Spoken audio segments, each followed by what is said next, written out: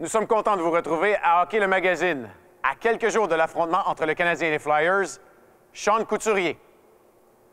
Un portrait de l'arbitrage au Québec.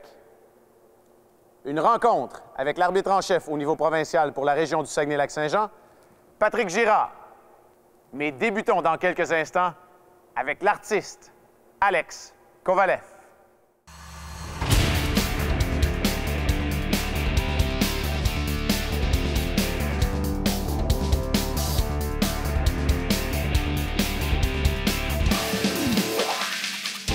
Hockey le Magazine est une présentation de Elite Hockey. Elite Hockey, repoussez les limites de votre jeu. Et de vos concessionnaires Subaru du Québec.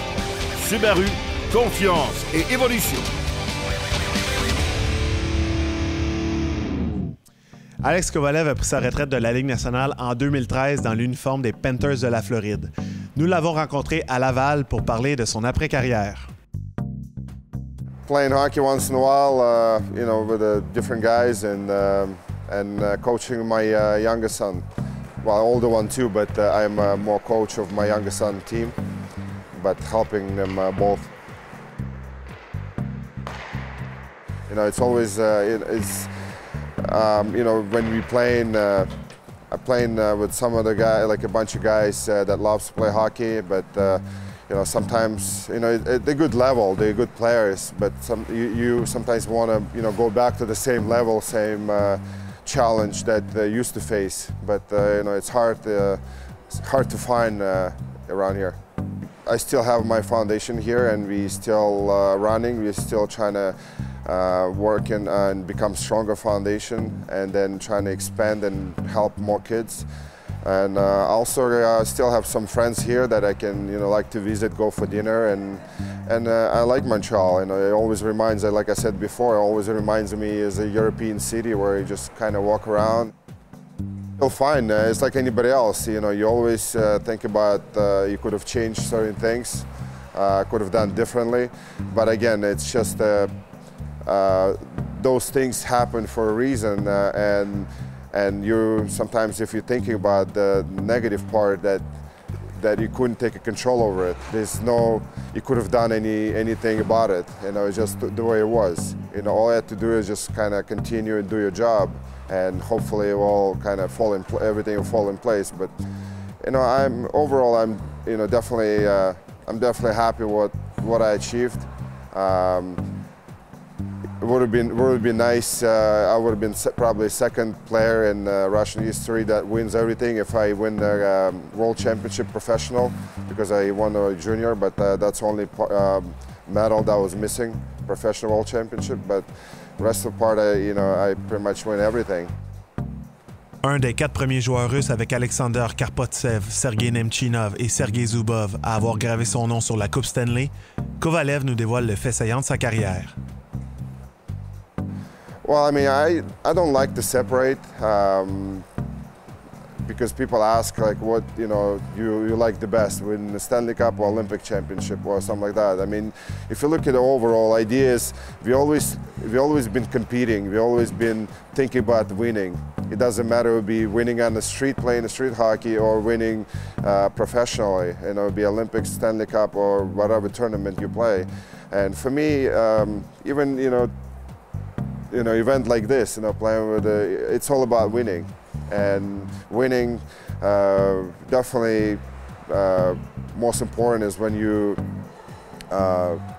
celebrate with the group of guys, and not individual sport when you just kind of, okay, you win it, but who are you going to celebrate with? Auteur de 430 buts dans la Ligue nationale et gagnant de la Coupe Stanley en 1994 avec les Rangers, Kovalev a apprécié chaque équipe pour laquelle il a joué. I'm a hockey player. That's my job, and I try to, whatever team I play for, I try to do it as best as possible, because it's my reputation, and it's just, again, it all comes down to it's definitely important to look on your chest and what uniform you wear, but at the same time, the mission is still the same. I have to come out every game and I have to win every game. It doesn't matter who you play for. It's me. That's what inside of me. Just that competitors that I have to compete. I have to win. I have to be on the celebrating side. Kovalev songe maintenant à son après-carrière, mais pour l'instant, pas question de devenir entraîneur ou recruteur. You know, I don't mind, but first of all, I don't believe that can happen. But if it happens, great. I mean, I don't mind. I think I can give a lot. The only thing I don't want to do is not because, you know, who I am or whatever. I'm just, you know, the scouting, it's not my kind of thing. You know, I like to give a little bit more, and I know I can give a little bit more than that than just scouting. So if I get one of those things like you mentioned, you know, I'll be great. I mean, I'll try to give as good as I, you know, when I was playing hockey.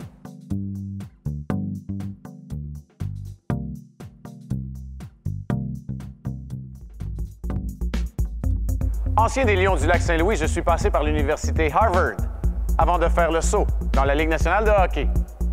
Qui suis? A. Alex Chiasson. B. Alex Killorn. Ou C. Martin Saint-Louis. La réponse, après la pause.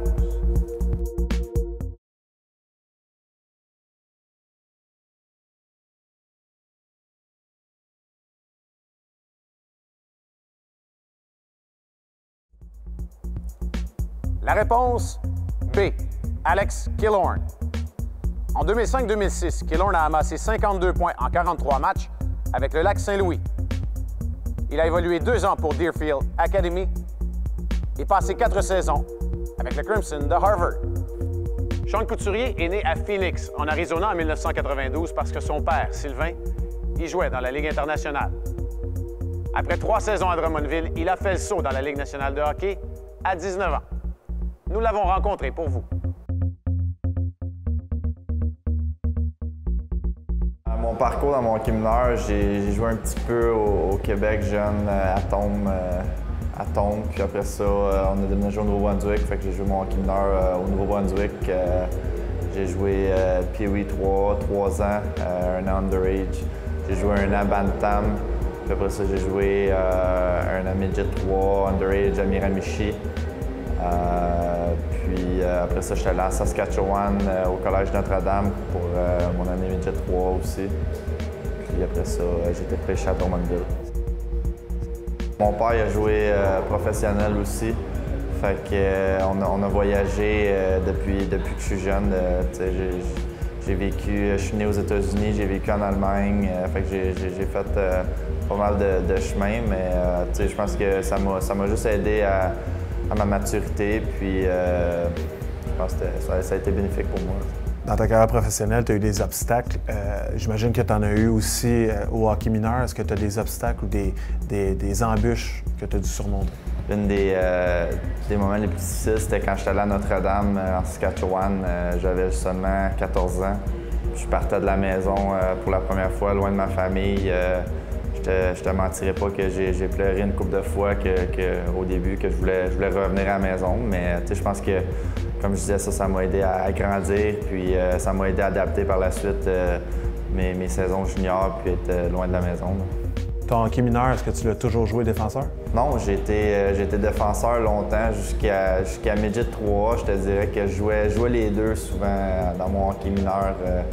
À Batters, on n'était pas beaucoup de jeunes, fait que souvent il manquait des jeunes dans le 3, soit des défenseurs, fait que des fois on me mettait à la défense pour couvrir des spots, remplir les spots.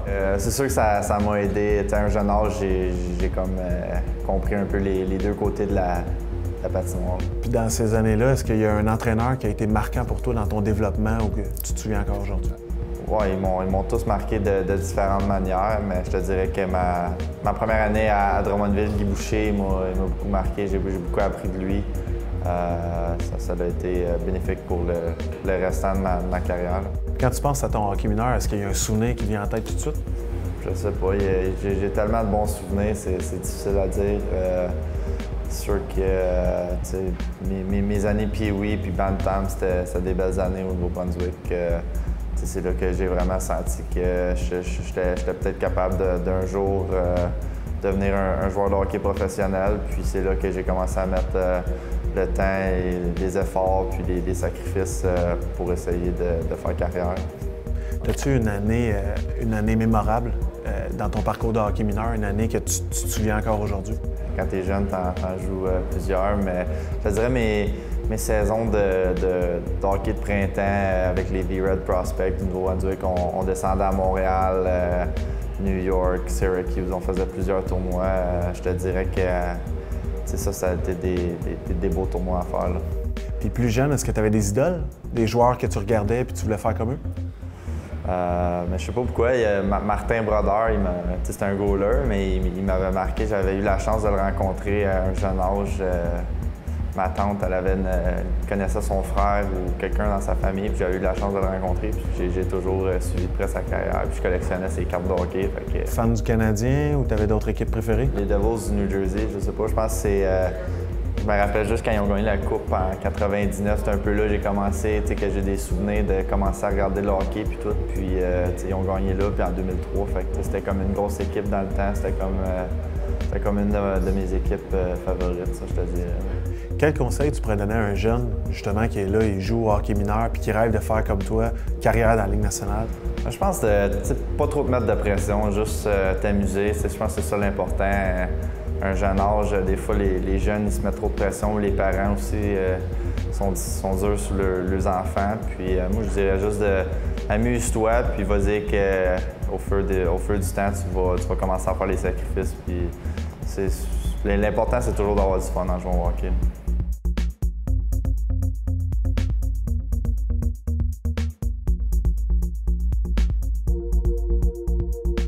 Nous sommes à Terrebonne pour assister au séminaire de niveau 4 des officiels québécois et nous en avons profité pour dresser un portrait de la situation de l'arbitrage au Québec. La question mérite d'être posée. Quelle est la situation actuelle de l'arbitrage au Québec? Bien, l'arbitrage au Québec se porte d'excellente façon, on va dire. On a plusieurs intervenants qui sont impliqués au niveau de l'arbitrage, au niveau de la province. On a une structure vraiment bien établie au niveau de nos programmes provinciaux, tant masculins que féminins. On visite de 4 à 5 régions par année afin de former des superviseurs pour l'encadrement de nos jeunes officiels en région. Hockey Québec compte près de 5000 officiels qui ont été formés au sein de son programme d'arbitrage. Voilà qui est considérable, d'autant plus que les règles ont changé cette année en ce qui a trait au contact physique et aux mises en échec. Voici pourquoi ces changements ont été adoptés.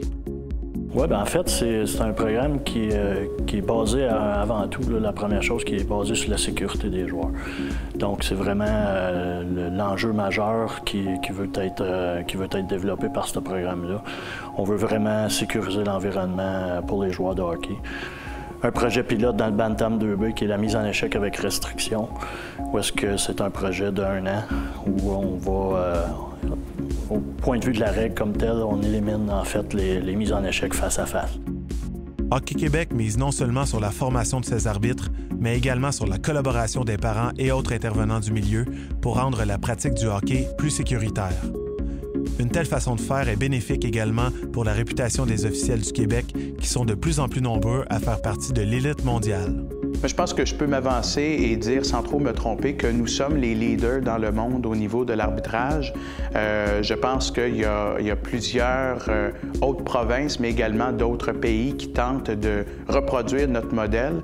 C'est vraiment la mission de notre comité provincial des officiels. Nous avons une structure qui est extrêmement bien établie, une structure bénévole par ailleurs, mais qui est extrêmement efficace et performante. Donc, je pense que notre mission a toujours été d'être des pionniers, d'être des leaders dans le domaine de l'arbitrage. Puis, je pense qu'avec ce genre de stage-ci en fin de semaine, c'est la preuve. Oui, je pense que l'an passé, près de la moitié des officiels qui ont fait les séries éliminatoires dans la Ligue nationale étaient des Québécois. Je pense qu'on parle d'un chiffre de 9 sur 20, là, à moins que je me trompe. Là. Je pense qu'on est dans cette lignée-là. Donc, c'est vraiment encourageant. C'est vraiment une source de motivation pour nos officiels.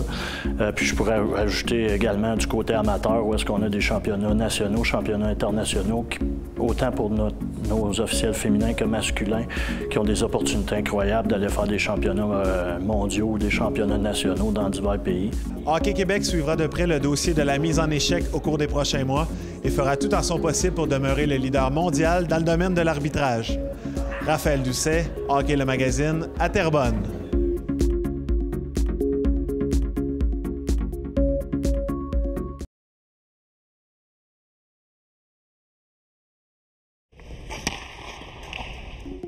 Le portrait de la semaine, une présentation de Easton Hockey. Easton Hockey, conçu pour marquer. En compagnie de Patrick Girard, officiel au niveau provincial et également arbitre en chef de la région Saguenay-Lac-Saint-Jean. Patrick, si tu me parlais un peu de tes débuts en arbitrage, qu'est-ce qui t'a poussé vers le sifflet? Bien, en fait, c'était une proposition qui a été faite par une personne que je connaissais au niveau du hockey. J'ai commencé à arbitrer au niveau Bantam. Bantam, c'est à l'âge 13-14 ans de mémoire. Ça fait déjà 14 ans de ça. J'ai commencé à gravir les échelons petit à petit, comme n'importe quel autre officiel. Puis la passion s'est développée. Ensuite, il m'est arrivé des opportunités où j'ai pu avancer dans le domaine de l'arbitrage parce que j'ai su me faire démarquer. J'ai su me faire respecter aussi. Fait que, avec le temps, j'ai développé une passion qu'aujourd'hui, je ne pourrais pas me passer. Justement, cette passion-là, qu'est-ce qui t'attirait dans le domaine de l'arbitrage? Bien, j'ai toujours été un leader positif. Fait que le fait d'avoir une gestion de match à faire, rendre la game sécuritaire, comme on dit toujours, c'est ce qui nous pousse à nous dépasser puis à performer. Et puis, c'est quoi tes buts en tant qu'officiel? C'est quoi tes objectifs?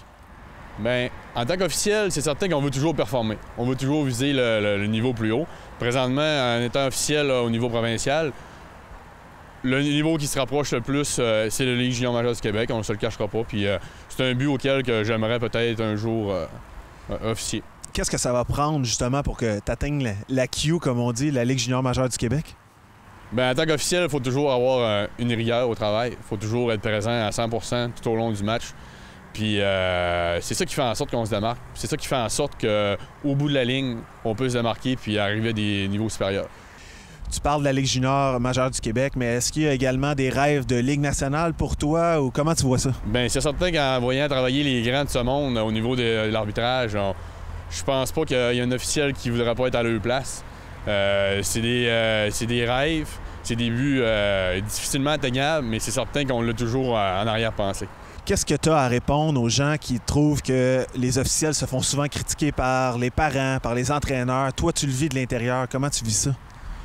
Bien, avant tout, on est une personne, on est un être humain. Fait que c'est certain qu'on n'a pas la vérité absolue, mais je pense pas qu'un officiel veut mal faire.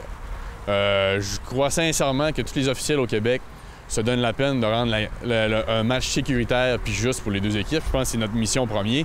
C'est certain qu'on n'est pas infaillible à l'erreur, mais je pense qu'on fait un excellent travail au Québec. Patrick, merci et puis bonne saison. Merci beaucoup.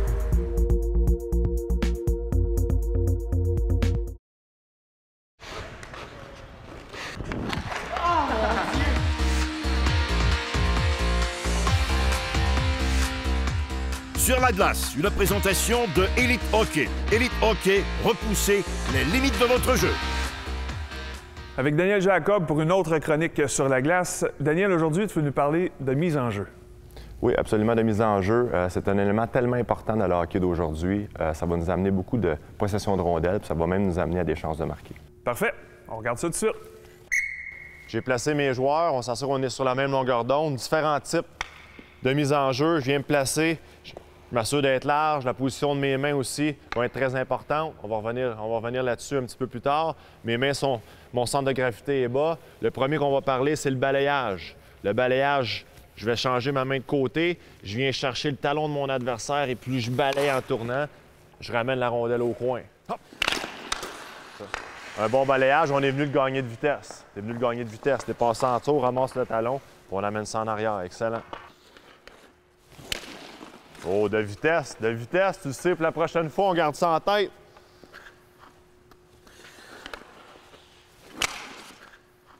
Ensuite de ça, je peux utiliser de finesse ou de vitesse.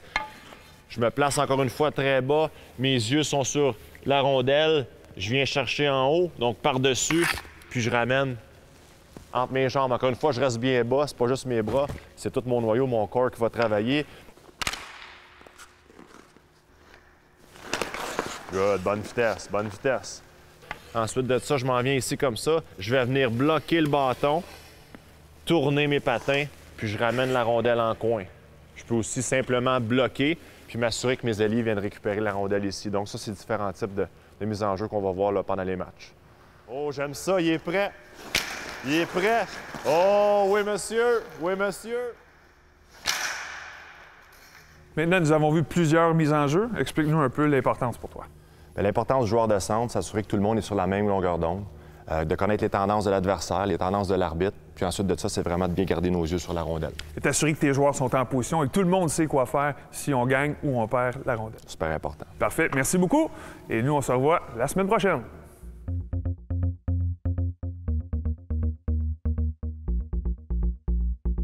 Le numéro 31 du Canadien de Montréal, Carey Price, bien sûr. C'est un chandail qui est, depuis ma naissance, le chandail qui représente mon sport national, qui est le hockey. Bleu, blanc, rouge, Canadien de Montréal. C'est dans notre province. Les Blackhawks de Chicago, couleur exceptionnelle. Le gardien de but, Corey Crawford, natif du Lac-Saint-Louis. Puis ça représente vraiment le côté guerrier puis combatif de l'équipe. Les Bruins de Boston, par sa couleur puis la pesanteur du chandail. Blackhawks de Chicago, parce que le premier match que j'ai assisté au Forum de Montréal avec mon père, c'était les Blackhawks de Chicago qui, avec Denis Savard et puis Guy Lafleur avait marqué le but égalisateur pour finir 5-5 le premier match à vie au Forum. Le bleu, blanc, rouge, le Canadien, c'est l'équipe qui représente notre province. Donc, c'est mon équipe favorite dans la Ligue nationale. Une place très intimidante quand je joue au hockey, bien sûr, les Blackhawks de Chicago. Écoute, le gros signe d'Indien, ainsi de suite, en rouge surtout, c'est vraiment impressionnant. Les Flyers de Philadelphie, parce que le hockey, quand moi j'ai commencé à écouter ça, quand j'étais jeune, ça brassait. Fait que ça a resté marqué. Puis les couleurs étaient assez flashantes aussi. Là. Chandail des Canadiens. Pourquoi? Bleu, blanc, rouge, la tradition, très simple. Bien, le chandail préféré, les Nordiques de Québec. Je viens de la région de Québec. J'ai eu l'occasion d'aller voir les équipes de la Ligue nationale quand les Nordiques étaient là. Donc, c'est sûr que c'est les Nordiques de Québec. On va souhaiter qu'ils vont revenir. C'est sûr que les chandails, les plus beaux chandails, c'est les 6 équipes originales. Blackhawks ont un beau chandail, mais les Canadiens, ça demeure mon chandail préféré. J'espère que notre émission vous a plu. La semaine prochaine, David Desharnais nous parle de ses premiers pas au hockey, les occupations d'après-carrière de Jocelyn Thibault et un regard sur le Bootcamp, un tournoi pour les pros à l'approche des camps de la Ligue nationale de hockey. Hockey le Magazine est une présentation de Elite Hockey. Repoussez les limites de votre jeu. Et de vos concessionnaires Subaru du Québec. Subaru, confiance et évolution.